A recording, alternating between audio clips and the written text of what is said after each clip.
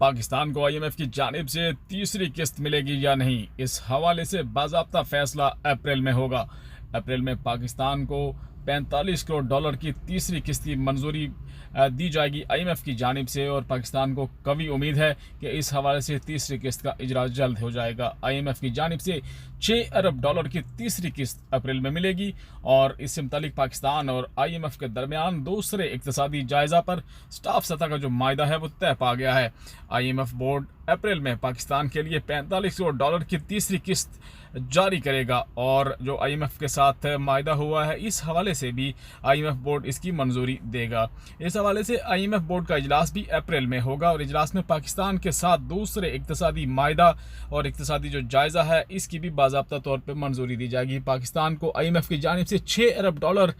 जो है लोन है उसकी मंजूरी दी गई थी, जिसमें से 2 जो इकसात हैं वो पाकिस्तान को मिल चुकी हैं, और तीसरी किस्त के हुसूल के लिए अभी कुछ रोज़ पहले आईएमएफ का वफ़द पाकिस्तान आया था, जिसमें आईएमएफ ने शदीद तहफ़्फ़ुज़ात का इज़हार किया था। पाकिस्तान को पिछले 7 माह में 300 अरब रुपए का रेवेन्यू शॉर्टफॉल हुआ है, और आईएमएफ की सबसे पहली शर्त यही थी कि पाकिस्तान इस शॉर्टफॉल को कवर करेगा, तभी पाकिस्तान को जो है आने वाली जो आइंदा किस्तें हैं उनका इजरा मुमकिन हो सकेगा। ताहम पाकिस्तान ने आईएमएफ को ये यकीन दहानी कराई है कि जो 300 अरब रुपए का शॉर्टफॉल है इसको जो बहुत जल्द कवर किया जाएगा। अगर इस शॉर्टफॉल को कवर किया जाता है तो मुल्क में महंगाई का एक नया तूफ़ान आएगा, क्योंकि